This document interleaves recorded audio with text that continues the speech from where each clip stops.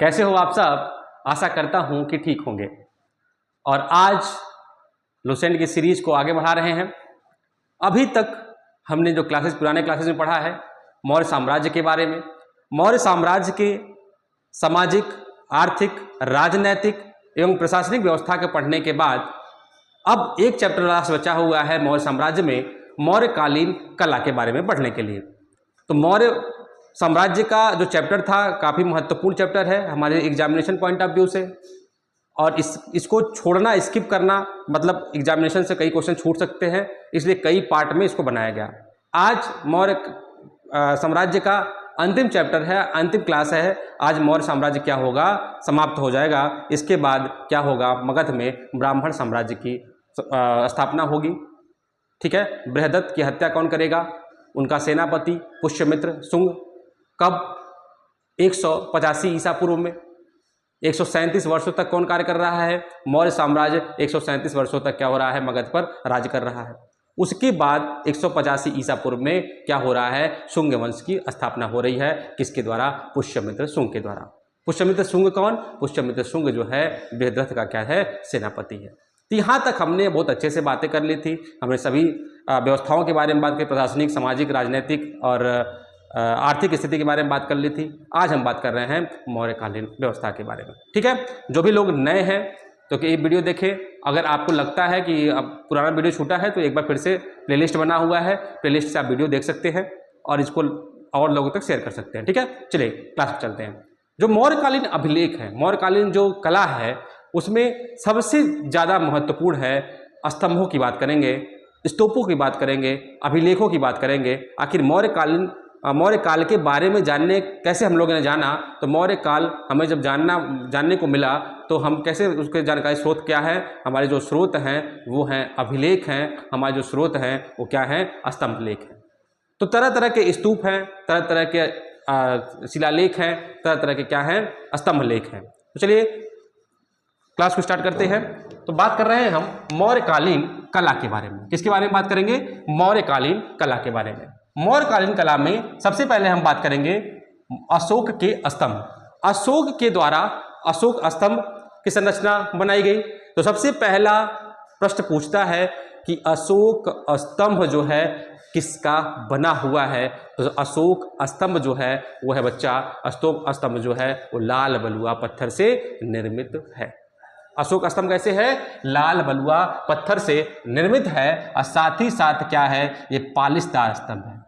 ठीक है, पहले क्या किया जाता था, लाल बलुआ पत्थर से बनाने के बाद इसमें चमक करने के लिए क्या किया जाता था, इसको पॉलिश किया जाता था। तो अशोक स्तंभ कैसा बना हुआ है, अशोक स्तंभ जो है वो कैसा है, पालिशदार है, और कैसा है, लाल बलुआ पत्थर के द्वारा क्या है, ये निर्मित है।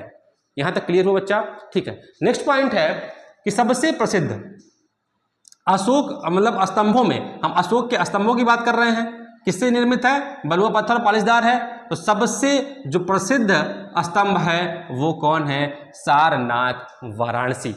जो भी बच्चा किसी यूपी के एग्जाम के प्रिपरेशन कर रहा है तो सारनाथ का स्तंभ बहुत ही महत्वपूर्ण उसके एग्जामिनेशन पॉइंट ऑफ व्यू से है।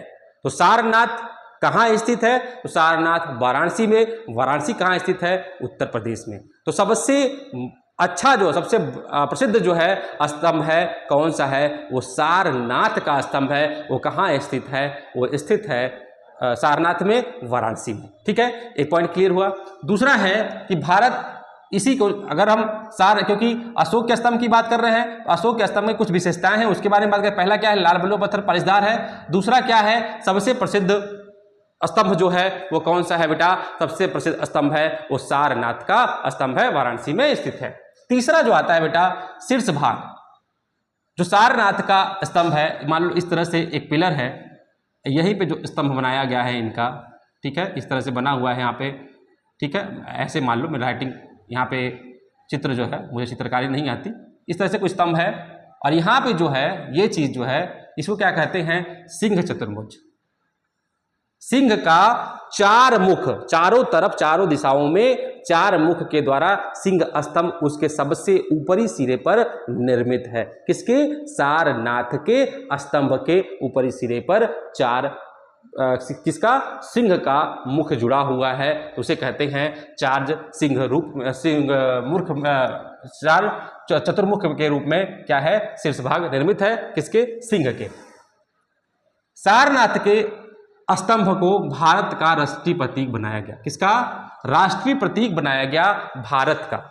कोई प्रश्न पूछे भारत का राष्ट्रीय प्रतीक क्या है, भारत का राष्ट्रीय प्रतीक क्या है, राष्ट्रीय प्रतीक है स्तंभ है, अशोक के स्तंभ है। ठीक है, राष्ट्रीय प्रतीक कौन सा है, अशोक का स्तंभ। ठीक है, और किससे निर्मित है, लाल बलुआ पत्थर से। कब अपनाया गया राष्ट्रीय प्रतीक बनाना, कब बनाया गया, 1950 में। जब भारतीय संविधान लागू होता है तो 1950 में क्या किया जाता है, इसको जो भारत का राष्ट्रीय प्रतीक बनाया जाता है अशोक के स्तंभ को, मतलब सारनाथ के स्तंभ को। ठीक है, मध्य भाग क्या है, 24 तिल्लियां लगी हैं। जो इसका यहाँ मध्य वाला भाग है, यहाँ पे क्या है बेटा, 24 तिल्लियां लगी हैं। मध्य भाग में क्या है, 24 तिल्लियां हैं।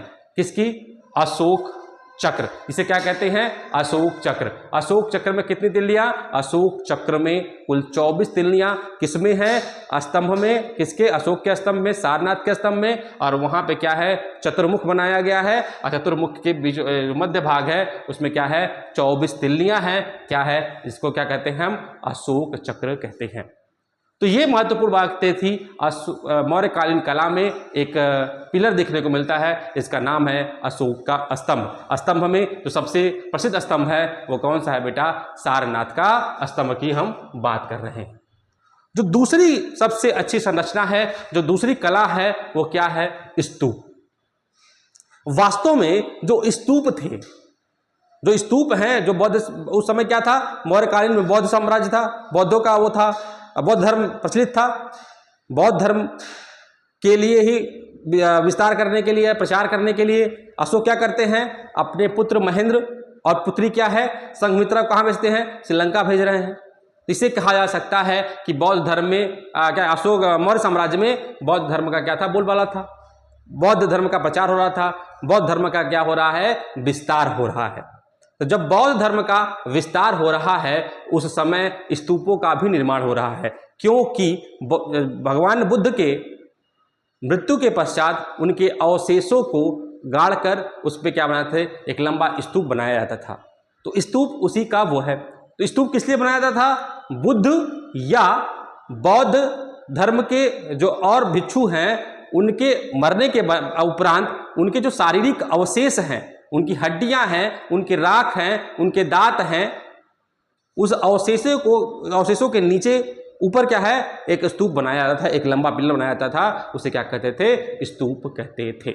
ठीक है बेटा, तो क्या है अशोक के स्तूप, विशेषता क्या है, बुद्ध और बौद्ध संतों के शारीरिक अवशेषों के ऊपर बनाए जाते थे। स्तूप कैसे बनाए जाते थे, बुद्ध और बौद्ध संतों के शारीरिक अवशेषों पर बनाए जाने वाला जो स्ट्रक्चर है वो क्या कहलाता था, स्तूप कहलाता था। समझ में आया, ठीक है।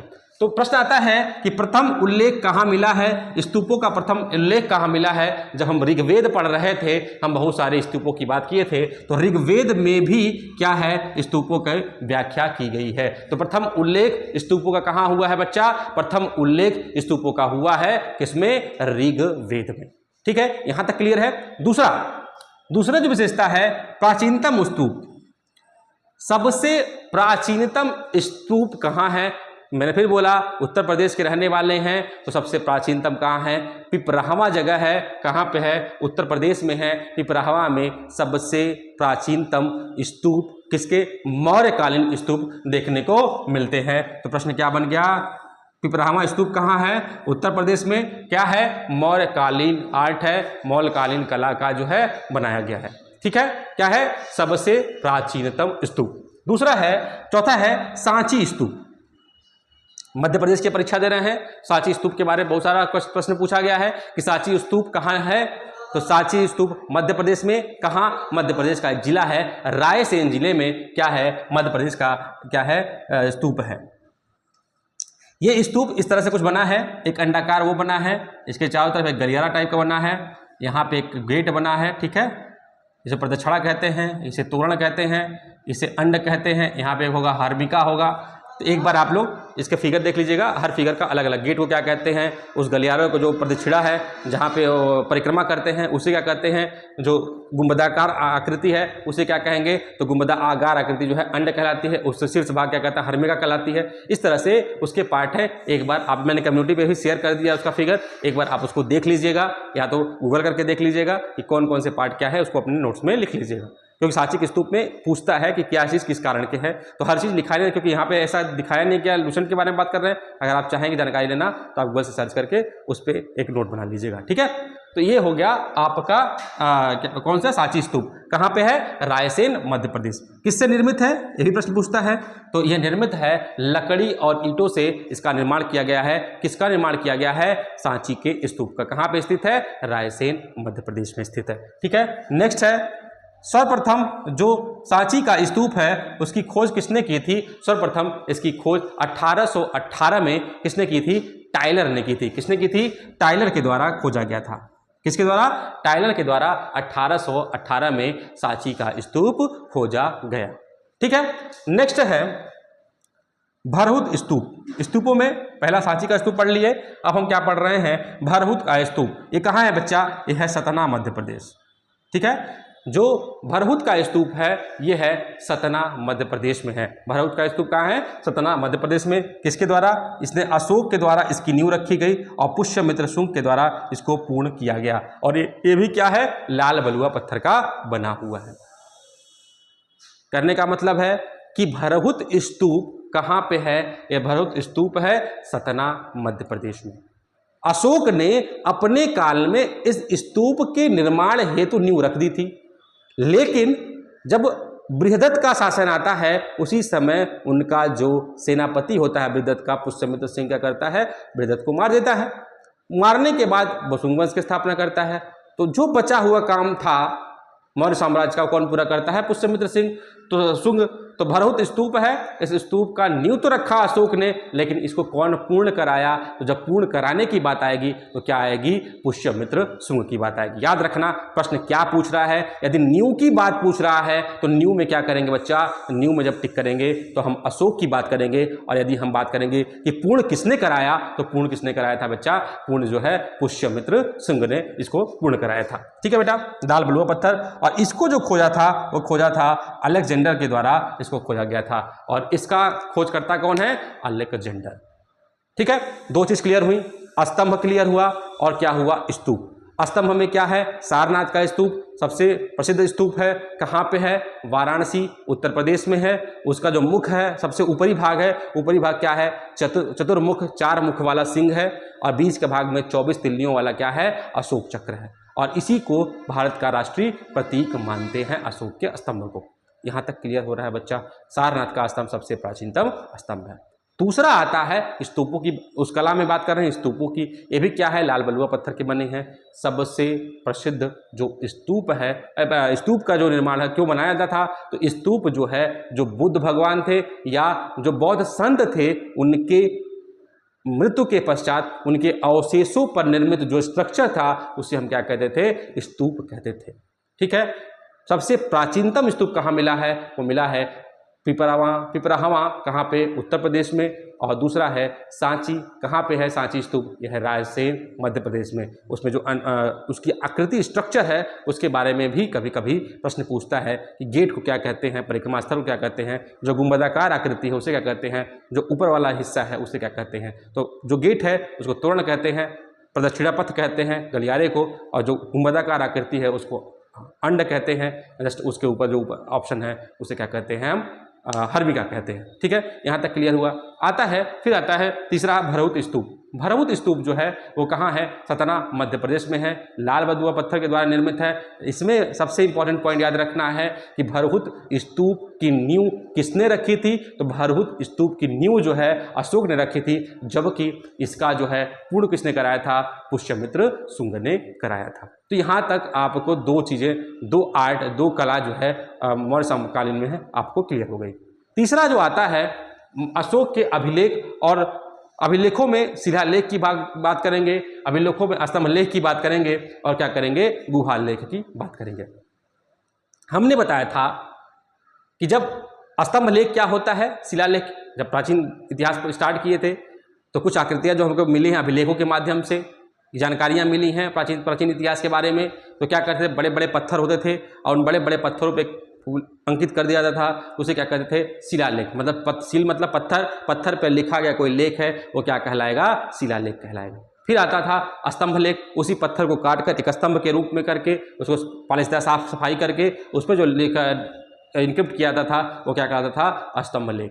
गुहा के मतलब गुहा के अंदर जो लेख मीन्स केव, गुफा के अंदर जो गुहा लेख या गुफा लेख भी कहते हैं इसको, अंदर जो लेख हमको मिलता है वो क्या कहलाता था, गुहा लेख कहलाता था। तो अशोक के समय में शिलालेख क्या है, बहुत ही प्रसिद्ध हैं। अशोक का जो इतिहास हमको मिलता है, अशोक मौर्यकालीन इतिहास जो मिलता है, अधिकतर जो मौर्यकालीन इतिहास के बारे में जानकारी हमें मिल रही है वो शिलालेखों के माध्यम से, स्तंभ लेखों के माध्यम से और गुहा लेखों के माध्यम से मिलती है। ठीक है, तो इसमें अलग अलग कुछ महत्वपूर्ण है। 14 शिलालेख, कितने शिलालेख, 14 शिलालेख, कितने स्तंभ लेख, 7 स्तंभ लेख। 7 स्तंभ लेख है कहाँ कहाँ, 6 स्थानों पर पाए जाते हैं और कुछ गुहा लेख पाए जाते हैं। ठीक है, तो जो 14 हैं, 14 के 14 इंपॉर्टेंट नहीं है, आप पढ़ना चाहें तो एक बार चार्ट दिया गया है लुसेंट में पढ़ सकते हैं, लेकिन जो इंपॉर्टेंट है आपके एग्जामिनेशन पॉइंट ऑफ व्यू से जो पूछा गया है उसको भी डिक्टेट किया जा रहा है, इसको भी आप देखिए। तो क्या कर रहे हैं, हम बात कर रहे हैं अशोक के अभिलेखों के बारे में। अशोक के अभिलेख, इनक्रिप्ट ऑफ अशोक क्या है, 3 पार्टों में है, शिलालेख, स्तंभ लेख और तीसरा क्या है, गुहा लेख। शिलालेख भी 3 प्रकार के होते थे, एक बृहद शिलालेख, लघु शिलालेख और क्या है, पृथक शिलालेख। 3 प्रकार के शिलालेख होते थे, बृहद शिलालेख, लघु शिलालेख और क्या होता था, पृथक शिलालेख। प्रश्न पूछे लेख कितने प्रकार के होते हैं, शिलालेख 3 प्रकार के होते हैं, क्या क्या, बृहद शिलालेख, लघु शिलालेख और क्या है, पृथक शिलालेख। 3 प्रकार के हो गए, जिसमें सबसे महत्वपूर्ण है बृहद शिलालेख और कितनी संख्या है इनकी, 14 है। फिर आता है स्तंभ लेख। स्तंभ लेख की संख्या कितनी है बेटा, दीर्घ स्तंभ लेख की संख्या 7 है और लघु शिलालेख है और कुछ है केव वाले जो हैं, आजीवक संप्रदाय वाला जो 4 बताए थे हमने, वो गुहा लेख में हमको देखने को मिलता है। तो अब हम बात करने वाले हैं कि जो प्रमुख शिलालेख हैं, जो 14 शिलालेख अशोक के काल के जो कला के बारे में जानकारी देते हैं, अशोक के प्रशासन के बारे में जानकारी देते हैं, उन शिलालेखों के बारे में, महत्वपूर्ण जो शिलालेख है उसके बारे में हम बात करेंगे, क्योंकि एग्जामिनेशन पॉइंट ऑफ व्यू से पूछा गया है कि इस शिलालेख में क्या बातें कही गई हैं। तो सबसे पहला आता है, शिलालेखों के खोजकर्ता जो हैं वो कौन है बेटा, फैंथलर है। प्रश्न पूछेगा अशोक के शिलालेखों के खोजकर्ता कौन है, तो अशोक के शिलालेखों के खोजकर्ता कौन है, फैंथलर। फैंथलर कौन है, फैंथलर है। इंपॉर्टेंट क्वेश्चन है, भी इंपॉर्टेंट कर लीजिए इसको। फिर है शिलालेखों को पढ़ने वाला, 2 प्रश्न 2 तरह से, एक है खोजकर्ता और एक पढ़ने वाला। खोजकर्ता कौन है, वो है फैंथलर। खोजकर्ता फैंथलर। सबसे पहले पढ़ने वाला वो नाम है जेम्स प्रिंसेप। अशोक के शिलालेख को सबसे पहले किसने पढ़ा था, तो उनका नाम है जेम्स प्रिंसेप है, जबकि खोजकर्ता कौन है, वो कौन है, फैंथलर है। ठीक है बेटा, ठीक है। नेक्स्ट आते हैं, अभिलेखों की लिपि की बात होती है तो 4 प्रकार की लिपि हमें अशोक के अभिलेखों में देखने को मिलती है। एक है ग्रीक व अरमाइक, 2 लिपि हो गई। ये कहाँ है, ये अभिलेख कहाँ मिले हैं, अफगानिस्तान में। ठीक है, एक मिली है खरोष्टी लिपि। खरोष्टी लिपि के जो अभिलेख मिले हैं हमें कहाँ मिले हैं, ये वर्तमान में पश्चिमी पाकिस्तान में जो अभिलेख मिले हैं वो कहाँ हैं, खरोष्टी लिपि वाले पश्चिमी पाकिस्तान में। जबकि ब्राह्मी लिपि के जो स्रोत मिले हैं, ब्राह्मी लिपि का जो स्रोत मिला है वो कहाँ मिला है, हमारा जो भारत शेष भारत है, शेष भारत में क्या मिला है, ब्राह्मी लिपि का स्रोत मिला है। तो 4 प्रकार की भाषाओं में अशोक के अभिलेखों को किया गया। कौन कौन से, एक है ग्रीक, अरमाइक, खरोष्टी और ब्राह्मी लिपि। ग्रीक और अरमाइक कहाँ पे, अफगानिस्तान में, खरोष्टी पश्चिमी पाकिस्तान में, जबकि क्या कहते हैं, ब्राह्मी लिपि शेष भारत में स्थित है। ठीक है, अब बात करेंगे इनके जो प्रमुख शिलालेख हैं, 14 शिलालेख हैं, जिनमें से कुछ महत्वपूर्ण हैं जो आपके एग्जामिनेशन पॉइंट ऑफ व्यू से इंपॉर्टेंट है। आप लोग 14 के 14 अगर याद रखना चाहते हैं तो एक चार्ट दिया गया है लुसेंट में, उसको देखकर आप नोट्स बना सकते हैं। तो पहला शिलालेख जो है, पहले शिलालेख में लिखा गया है पशु बलि की निंदा। पशु बलि की निंदा के बारे में जो जानकारी स्रोत, मतलब अशोक के काल में पशु बलि को एक हे दृष्टि से देखा जाता था, पशु बलि को एक जघन्य अपराध माना जाता था। मतलब कहने का मतलब ये है कि पशुओं को उस समय अच्छी उन्नति दशा थी, पशुओं की दशा क्या थी, बहुत ही अच्छी थी, और उनको मारा जाना ये क्या कहलाया जाता था, उनको क्या कहता था, निंदा की जाती थी। तो पशु बलि की जो निंदा की गई है किस शिलालेख में बच्चा, तो पशु बलि की जो निंदा की गई है वो शिलालेख है प्रथम शिलालेख। तो प्रथम शिलालेख में क्या लिखा गया है, प्रथम शिलालेख में हमको देखने को मिलता है पशु बलि की निंदा। ठीक है, आता है चौथा शिलालेख। तो चौथा शिलालेख है, चौथा शिलालेख में हमको वर्णन मिलाता है भेरी घोष से धम्म घोष का वर्णन मिलता है। किससे, भेरी घोष। भेरी घोष का मतलब ये है, पहले अशोक क्या था, बहुत आक्रामक प्रवृत्ति का था, बहुत ज़्यादा युद्ध लड़ता था, उस युद्ध से अहिंसा का मार्ग अपनाता है, तो उसे क्या कहते हैं, धम्म घोष। तो भेरी घोष से धम्म घोष में पहुंचने का जो वर्णन है वो किस में दिया गया है, चतुर्थ शिलालेख में दिया गया है। मतलब चतुर्थ शिलालेख की बात हम करेंगे, इसलिए इंपॉर्टेंट है। भेरी घोष से धम्म घोष किस विजय के बाद होता है, तो कलिंग विजय के बाद क्या करता है, भेरी घोष से धम्म घोष को क्या करता है, अपनाता है। कौन, अशोक अपनाता है। ठीक है बेटा, किस शिलालेख में इसका वर्णन है, तो चौथे शिलालेख में इसका वर्णन है। बेटा आता है सातवां और आठवां अभिलेख। ठीक है, सातवां और आठवां अभिलेख में अशोक ने बहुत सारी तीर्थ यात्राएं की, जिनका वर्णन, उन तीर्थ यात्राओं का वर्णन कहाँ पे बेटा, सातवें और आठवें अभिलेख में। अशोक के सातवें और आठवें अभिलेख में तीर्थ यात्रा का वर्णन किया गया है। ठीक है बेटा, ये इंपॉर्टेंट हो गया। अब आता है दसवां। अशोक के शासनकाल में प्रशासनिक व्यवस्था बहुत ही मजबूत थी, राजनीतिक व्यवस्था बहुत ही मजबूत थी। तो उसमें लिखा गया है अशोक के शासनकाल में प्रजा के बारे में कौन सोचे, राजा का कर्तव्य है और अधिकारी का कर्तव्य है किसके बारे में सोचे, वो प्रजा के बारे में सोचे। मतलब उदारवादी नीति है कि जनता सर्वोपरि है, जनता के बारे में सोचना किसका काम है, सरकार का काम। इसे वर्तमान समय में करें तो नागरिक क्या है, सर्वोपरि है। नागरिक की सेवा के लिए क्या है, सरकार है। सरकार का साथ देने के लिए कौन है, ब्यूरोक्रेट्स है, मतलब कार्यपालिका है, व्यवस्थापिका कार्यपालिका किसके लिए, हमारे लिए है। तो वो क्या है, उसी तरह कौन करे, किस शिलालेख में इसका वर्णन मिलता है, तो 10वें शिलालेख में इसका वर्णन मिलता है। ठीक है बेटा, अब आता है 11वां शिलालेख। 11वें शिलालेख में सिंपल भाषा में जब भेरी घोष से धम्म घोष में जा रहा है, तो धम्म घोष क्या है, क्या नहीं है, क्या क्या वर्णन है, धम्म घोष की पूरी व्याख्या किसमें की गई है बेटा, 11वें अभिलेख में, 11वें शिलालेख में। किसके, अशोक के 11वें शिलालेख में क्या गई है बेटा, धम्म की व्याख्या की गई है। फिर आता है 13वां शिलालेख। 13वां शिलालेख में क्या किया गया है, अशोक के कलिंग विजय का वर्णन किया गया। अशोक कैसे आक्रामकता के साथ कलिंग विजय करता है, और उसी कलिंग विजय के बाद भेरी घोष से क्या हो रहा है, धम्म घोष को अपना रहा है। किस अभिलेख की बात हो रही है बच्चा, अभिलेख की बात हो रही है 11वें अभिलेख की, 13वें अभिलेख की बात हो रही है। लास्ट आता है बेटा 14वां अभिलेख, अंतिम अभिलेख। और 14वें अभिलेख में अशोक क्या करते हैं, जनता से अपील करते हैं। जनता से क्या कर रहे हैं, अपील कर रहे हैं कि वो क्या करे, धार्मिक जीवन को अपनाएं। धार्मिक जीवन को अपनाने हेतु अशोक क्या करेंगे, जनता से अपील कर रहे हैं। और किस अभिलेख में स्रोत मिलते हैं हमको, ये किस शिलालेख में मिलते हैं इसके बारे में वो वर्णन, इस शिलालेख कौन सा है, 14वां शिलालेख है। तो कुल मिला के 14 शिलालेख, 14 शिलालेखों में जो महत्वपूर्ण है वो आपको मैंने बता दिया। ठीक है, अब आते हैं स्तंभ लेख के बारे में। स्तंभ लेख की संख्या कितनी है बच्चा, स्तंभ लेख की संख्या है 7। स्तंभ लेख की संख्या 7 है, लेकिन ये क्या है, 6 स्थानों पर ये स्तंभ लेख है।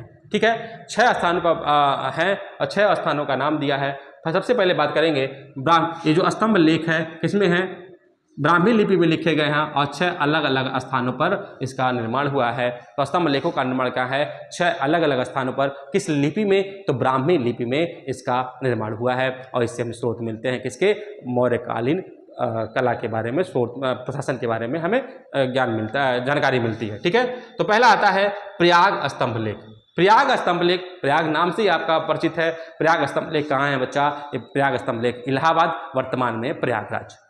लेकिन प्रयागराज में जो है अभी स्तंभ लेख, उसको पहले क्या कहते थे, कौशाम्बी का स्तंभ लेख कहते थे। तो कहाँ पे था, कौशाम्बी था। लेकिन अकबर ने अपने शासनकाल में क्या किया था, प्रयाग स्तंभ लेख को कहाँ किया, इलाहाबाद में पहुँचा दिया, जो वर्तमान में कहाँ है, प्रयागराज में है। तो किसने, स्तंभ स्तंभ को कहाँ उपस्थापित कर दिया? प्रयागराज स्तंभ लेख को इलाहाबाद में, पहले क्या था? कौशाम्बी में था। तीसरा है दिल्ली टोपरा।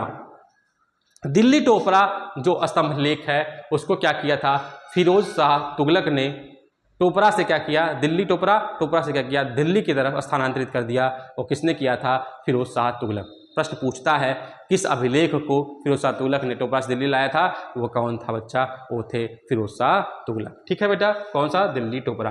तीसरा है दिल्ली मेरठ अभिलेख। ये कहाँ है? मेरठ, दिल्ली और मेरठ वाले इलाके में है। फिर 3 अभिलेख ऐसे हैं, लौरिया अरेराज, लौरिया नंदगढ़ और रामपुरवा। जो बिहार पीसीएस का पेपर दे रहे हैं, बिहार के लिए 3 चीज़ें बहुत इंपॉर्टेंट होती है मौर्यकालीन प्रशासन से, क्योंकि मगध की बात हो रही है। मगध में किसका शासनकाल है बच्चा? मौर्यों का शासनकाल है। मौर्य शासनकाल में स्तंभ लेख की बात कर रहे हैं तो 3 स्तंभ लेख है। पूछ देगा कौन सा अभिलेख चंपारण बिहार में है, तो कौन सा? लौरिया अरेराज, लौरिया नंदगढ़ और क्या है? रामपुरवा। लौरिया नंदगढ़, अरेराज और रामपुरवा जो अभिलेख है बच्चा कहाँ है? ये चंपारण बिहार में है। चंपारण बिहार वाले क्षेत्र में ये तीनों क्या है? स्तंभ लेख है। एक कौशाम्बी अभिलेख है। कौशाम्बी अभिलेख को हम कहते हैं रानी का अभिलेख कहते हैं। और सबसे छोटा अगर अभिलेख की बात करते हैं जो मौर्य शासनकाल में सबसे छोटा अभिलेख है वो क्या है? रुम्मी देही का अभिलेख है। रुम्मी देही का अभिलेख क्या है? सबसे छोटा अभिलेख है। ठीक है, तो रुम्मी देही का सबसे छोटा अभिलेख कौन सा बेटा? रुम्मी देही का अभिलेख है। और सबसे बड़ा अभिलेख की बात हम करें जो 7वां अभिलेख है अशोक का, वो क्या है? सबसे बड़ा अभिलेख है। ठीक है, तो बच्चा आज जो है हमने क्या पढ़ा? पूरा मौर्य साम्राज्य का जो कला था उसके बारे में हमने पढ़ा। अब थोड़ा सा एक बार रिवाइज कर लेते हैं। सबसे पहले हम बात करेंगे क्या कहते हैं, पहले बात करेंगे स्तंभ की, फिर अशोक के स्तंभ की बात कर रहे थे। अशोक के स्तंभ के सारनाथ की बात किए, राष्ट्रीय प्रतीक की बात किए, सबसे प्रसिद्ध सारनाथ है। फिर क्या चतुर्मुख की बात किए और अशोक चक्र के बारे में बात की। 24 तिल्लियाँ हैं, कहाँ पे हैं? जो चतुर्मुख है सिंह वाला, उसके नीचे बीच में क्या है?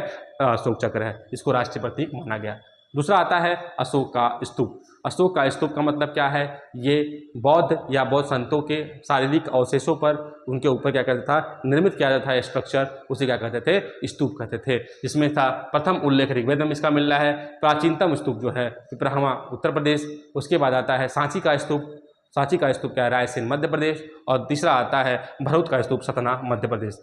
ये क्या है? रायसेन मध्य प्रदेश में, सतना में है। और 18 टाइलर ने इसको सबसे पहले खोजा। ये लाल पलवा पत्थर से निर्मित है। इसको किसने खोजा? अलेक्जेंडर ने खोजा। इसके बाद आता है अशोक के अभिलेख। अशोक के अभिलेख शिलालेख, स्तंभ लेख और गुहा लेख। स्तंभ शिलालेखों की संख्या 14। कितने प्रकार के? बृहद शिलालेख, लघु शिलालेख, पृथक शिलालेख, बृहद स्तंभ, लघु स्तंभ और गुहा लेख की बात हो रही थी। ठीक है, इसमें जो महत्वपूर्ण 14 थे, 14 में जो महत्वपूर्ण थे हमने बात की। जो लिपि थी अशोक के शिलालेखों की 4 प्रकार की थी। कौन कौन सी थी? ग्रीक थी, अरमाइक थी, खरोष्ठी थी और क्या थी? ब्राह्मी थी।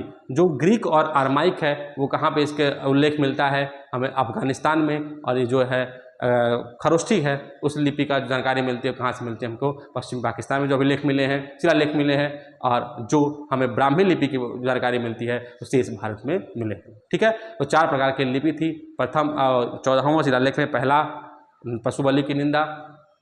चौथा क्या है? चौथा भेदी घोष धर्म घोष के वर्णन किया गया है। 7वें 8वें में तीर्थ यात्राओं का वर्णन किया गया है। 10वें में क्या किया गया है? राजा 10 प्रजा क्या अधिकारियों के बारे में सोचे। 11वें में धर्म की व्याख्या की गई है। और 13वें में क्या? कलिंग विजय की बात कही गई है। और 14वें में सबसे अंतिम शिलालेख में अशोक जनता से कहते हैं कि आप लोग धार्मिक जीवन को अपनाएं, प्रेरित करते हैं धार्मिक जीवन अपनाने के लिए। ये थे शिलालेख। स्तंभ लेखों में बात किए इस ब्राह्मी लिपि से 6 अलग स्थानों पर। पहला कौशाम्बी प्रयाग स्तंभ लेख, दिल्ली टोपरा, दिल्ली मेरठ, लौरिया अरेराज, लौरिया नंदनगढ़ और क्या है बेटा?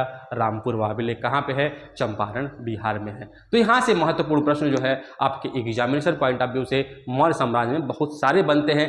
मैं बार बार यही करता हूँ, एक बार प्रीवियस ईयर क्वेश्चन उठा के देखिए कि जितना पढ़ाया जा रहा है वो आपके काम के लायक है या नहीं। क्या मैं पढ़ाते चला जा रहा हूँ, आप लोग पढ़ते चले जा रहे हैं? यदि आपके काम लायक है तो उसको अच्छे से पढ़िए और अच्छे से नोट्स बनाइए। इसीलिए अब मैं बोर्ड पे लिख के एक एक पॉइंट लिखता हूँ कि आपका पॉइंट छूटे ना, ताकि आप लोग अच्छे से उसका नोट्स भी बना पाए। ऐसे टाइम भी बचता है लिखने में और दूसरा क्या है, आप तक जो पॉइंट छूटे ना वो भी सही हो जाता है। तो आप लोग इसका स्क्रीनशॉट लेके इसको अपने नोट्स बना के लिखिए और कई बार रिवाइज करिए तो चीज़ें खत्म हो गई। तो आज जो कंप्लीट होता है बेटा वो कंप्लीट हो गया, मौर्य साम्राज्य कंप्लीट हो गया। मौर्य साम्राज्य कुल 5 पार्टों में बना। ये बहुत ही इम्पॉर्टेंट चैप्टर है और आप कोई भी एग्जामिनेशन देने जा रहे हैं और जहाँ पे प्राचीन इतिहास की बात हो रही है तो वहाँ पे कम से कम ये 5 चैप्टर तो आप छोड़ के मत जाइएगा, क्योंकि कोई ना कोई एक क्वेश्चन जो है यहाँ से आपको ज़रूर मिल जाएगा। ठीक है बेटा, तो आप लोग इसी तरह से अपनी पढ़ाई में निरंतरता रखिए, अनुशासन बना के पढ़िए और एक लिमिटेड टाइम में ख़त्म करने की कोशिश करिए। और अगर आपको हमारा वीडियो अच्छा लग रहा है तो आप इसको लाइक और सब्सक्राइब भी करिए, और लगता है किसी तक इसको शेयर करने पे आपको फ़ायदा मिल रहा है, लोगों को इसका फ़ायदा मिल सकता है, तो आप उन तक क्या करिए, शेयर भी कर सकते हैं और उन्हें प्रेरित करिए उसको सब्सक्राइब करने के लिए। आपका बहुत बहुत धन्यवाद। जय हिंद।